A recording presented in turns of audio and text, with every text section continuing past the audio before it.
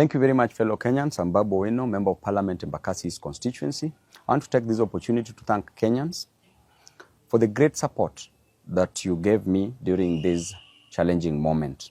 I was arrested on Tuesday, the 18th day of July, 2023 at Jomo Kenyatta International Airport around 9 p.m., handcuffed, blindfolded, and thrown in a boot of a Subaru car, driven in the middle of nowhere, put in a solitary confinement. For 3 days, I went without food. No, I wasn't given food, no access to my family, no access to my lawyers, to my legal representation. I did not take bath, I did not take water, and that was a very inhuman treatment accorded to me. If a member of parliament can be treated in a very harsh way, what is happening to normal Kenyans? I want to take this opportunity to condemn such acts. The only mistake I made was to fight for Kenyans. And as a leader, an elected member of parliament, I'm a voice of the voiceless. I'm a messenger. You can kill the messenger, but you will never kill the message.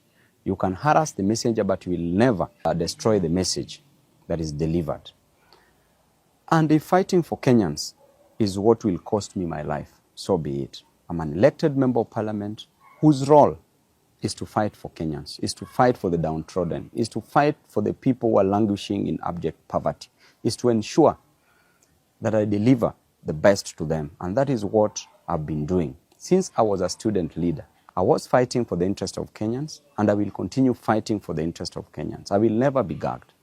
And in fact, what you're doing to me and what you're doing to other leaders will just catalyze this reaction. We will do it even better. We will ensure that we will never be intimidated, we will never be cowed. As you can see, there are very harsh conditions in this life. Life is unbearable. The cost of living must come down. The price of fuel must come down. The price of unga must come down. The price of other commodities must come down. A good leader is one who ensures that his people do not suffer. Subjecting people to these harsh conditions, to suffering, means that you are fighting for personal interest. This government rode on the back of the hustlers, the same hustlers of whom they are destroying on a daily basis. They are killing them, unleashing policemen to kill them, to maim them, to cause injuries on them, and that is not fair at all. On a daily basis, you blame Raila to be the cause of the deaths of the people. Raila did not give instructions to the police to use brute force, to use the extrajudicial means to gag people from fighting for their inherent and inalienable interest, not only spiritedly but also religiously. Never blame Raila on this, because Raila is not in government. Raila did not take the price of unga to the ceiling. Raila has not raised the cost of living. You as President Ruto, you as Rigathi Gachagua, what you are doing to the people is to deny them their fundamental human rights. In addition to that, you are killing them. You are destroying them. These hustlers, what will you tell them in 2027? How will you explain to them that you are the same person who used to fight for their interest, that you are the same person who condemned the extrajudicial killings? How will you explain to these hustlers? And I can tell you, even in the Bible itself, a story is told in the book of 1 Kings from chapter 12. When King Solomon had passed on, because King Solomon passed on after increasing taxes, there was heavy burden on the people. And after he passed on, his son, Rehoboam, took over. People went to Rehoboam as the new king and requested that the burden be lifted from their shoulders, that the cost of living to go down. And I invite you as Ruto to read this book, because it will teach you a lot. When people talked to Rehoboam to reduce the cost of living, he told them that he would go and consult the people who had worked with his father, the elders.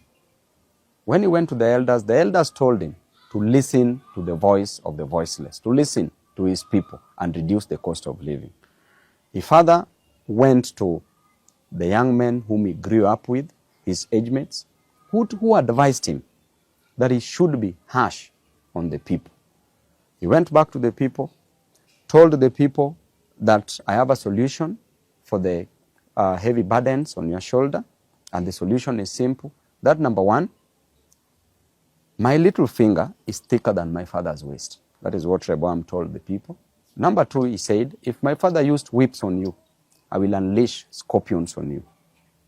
The third thing that Rehoboam told the people is that if there is heavy burden on you, I will make it heavier.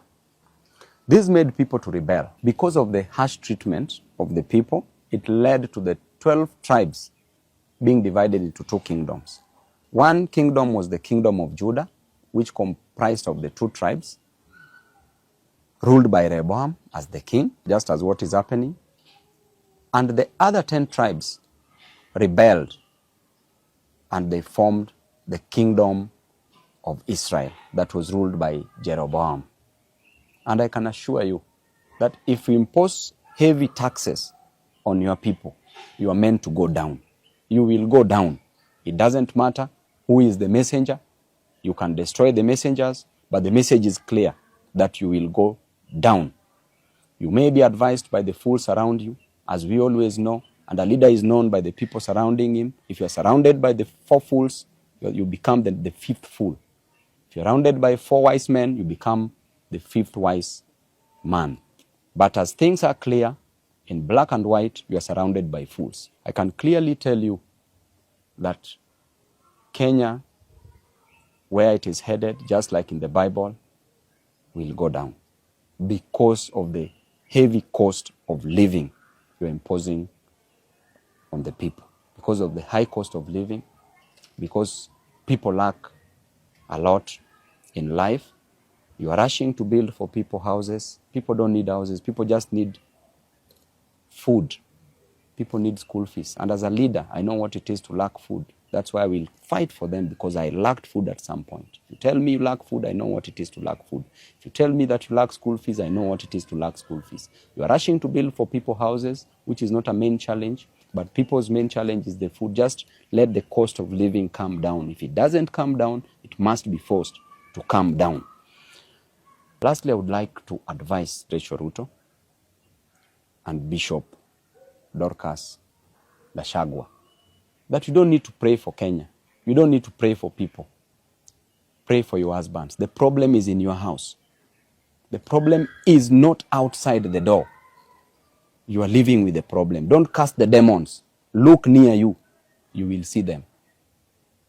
We will continue fighting, and to Kenyans, we will always fight for you. Members of the press, we thank you very much for being on the side of the people. Tibim.